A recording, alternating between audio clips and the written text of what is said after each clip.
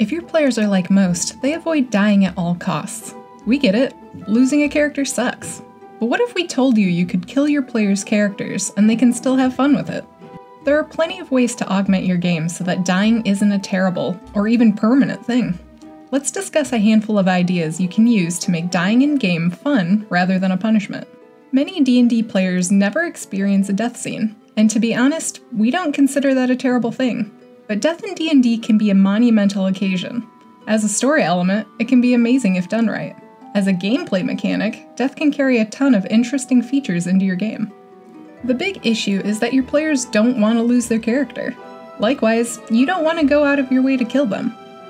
It's something that players and DMs both avoid on a regular basis. So that means you need new ways to introduce death in your games and expand your DM toolkit.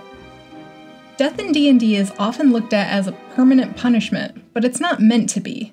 It could be bad luck or just a combination of unfortunate circumstances. But death in D&D is important because for a player character it's an end state, a game over. The fact that the threat of death looms is also what gives your players reason to think through things rather than just blindly rushing ahead. With all that in mind, removing the consequences of death sounds like it should be a bad thing, but there's an art in how you have to do it. We all know making it too easy to revive a dead character takes the edge off of avoiding death. So to remove the consequences of dying, you need to add another mechanic that represents a fail state, even if it's a less permanent one.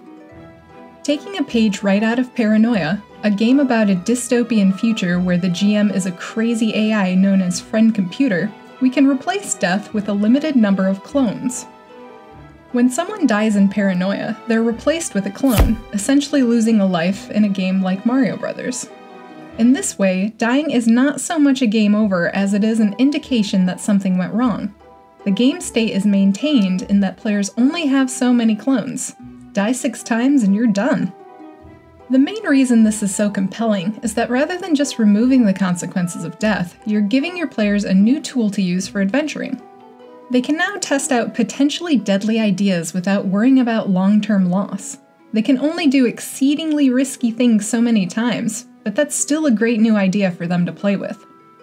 And you don't need much to implement this in D&D.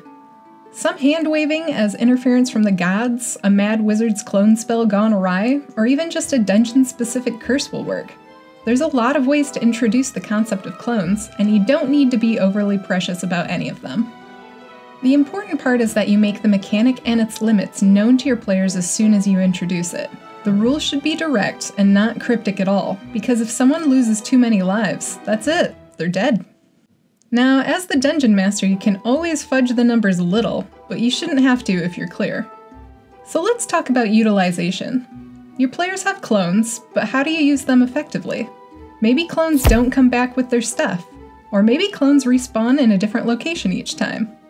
If a player walks into a room with a deadly trap and is killed without warning, it's okay now, because they have clones and will remember to look out for it in the future. The game now becomes a series of, how do I get my stuff back while avoiding the trap that just killed me hijinks? This is something that normal adventurers couldn't explore before, and it opens up the game in all sorts of new ways. While clones are fun, they're definitely more on the wacky side of death avoidance mechanics. They kind of feel a lot like an item that's too good to use in a video game, so you end up beating the game without ever using it.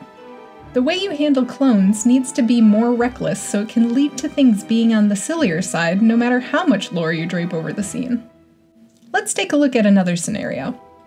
Your party enters a dungeon and rests by an old bonfire at the entrance. They take careful and methodical steps through disarming traps and dealing with dangerous foes. Eventually they find themselves in a room with an enemy they weren't prepared for, and death comes for them.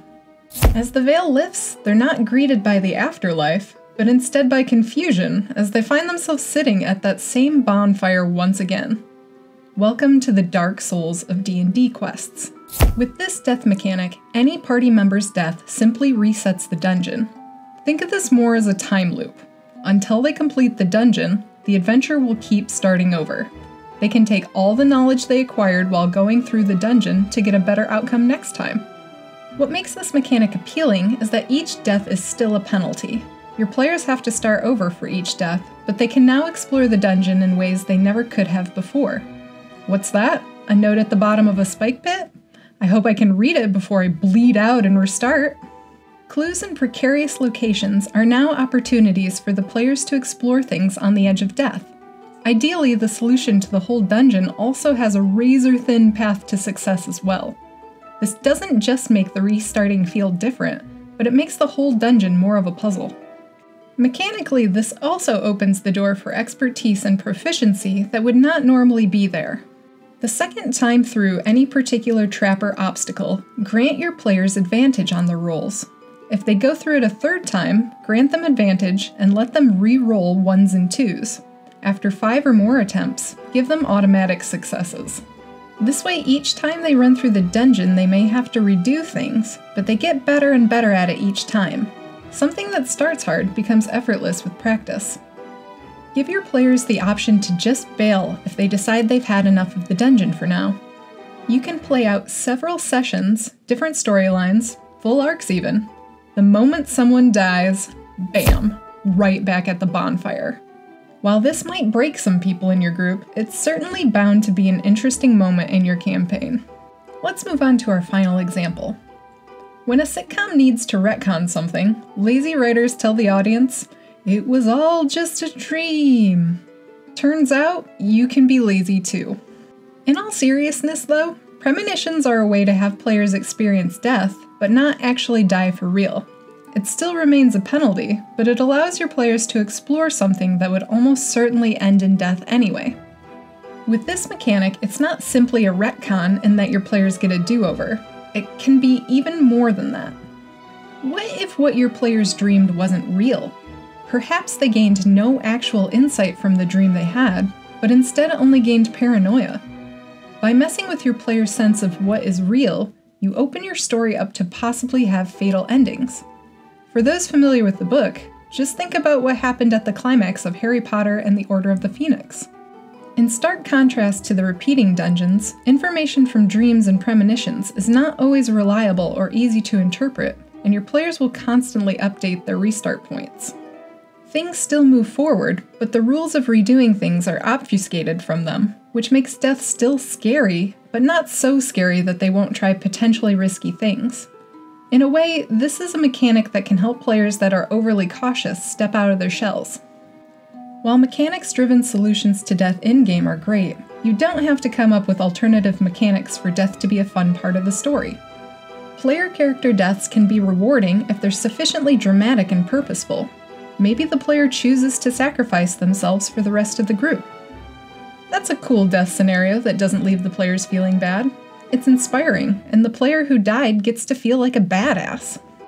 While there are lots of ways to handle this, the most important thing you can do to make it go smoothly is give the character's death weight. Without it, they'll feel let down, and the story won't have the inspiration you need to carry on. So how do you make a death cinematic? With description, of course. You want the final blow to a player to be dripping with style. Just slather the scene in descriptors and get into every little motion. This is just normal storytelling, but it has a small problem. The death save. 3 rounds of bad rolls before someone dies can be a long time in real life. To avoid this, anytime a player is down and not instantly dead, you'll want to ham up the descriptions. Like, really get into them. Mention how serious the injury is, or how fast they look like they're bleeding out. If you don't, then you'll have missed the moment. It's hard to meaningfully retcon their death description into the scene.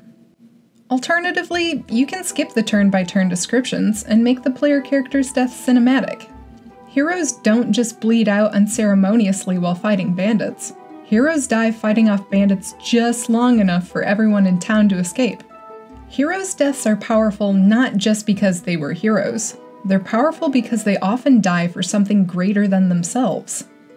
This method works best if your adventurers are stereotypical heroes.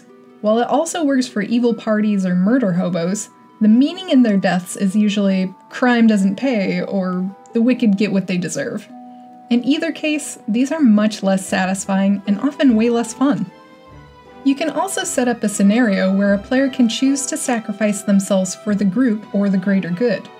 These work out well in cases where a real-life situation comes up, like someone moving away or having a baby, and they have to leave the gaming group. In this situation, it's a good idea to discuss the send-off with the player before the session. Otherwise, you run the chance that they won't take the bait at all and do one of those no man left behind anime moments where they lock eyes with the other characters and decide to overcome their hardships together. If more than one player steps up to the plate, you'll have to adjust on the fly to figure out who's actually dying. This can make these scenarios hard to pull off without telling your players you're trying to kill one of them for the sake of the story.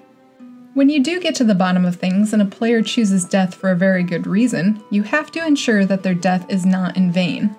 If they're acting heroic, the story should reward them. Even if they start a new hero in future sessions, make sure they're rewarded in some way for their selfless act. It encourages good storytelling habits in your players. Once a player is on the chopping block, you also need to be ready with your next steps for them. What are they going to do while dead? They're still going to need to be in the session somehow, so make sure they can still take part in the story. Even if you have them playing a monster or NPC for a bit, whatever they do should impact the world moving forward. Otherwise, they're just on the sidelines, and that's no fun for anyone. While killing your players' characters can be an absolute blast, it's also something with a lot of pitfalls. Here's a quick rundown of what not to do. No one wants to die because they have terrible dice rolls. Try not to kill off players just because they got a series of bad rolls, unless it really makes sense to do so. Just like we don't encourage extra punishment on critical failures, we don't encourage you to murder your players with random chance. Similar to random chance and bad rolls, save or die spells and traps are lame.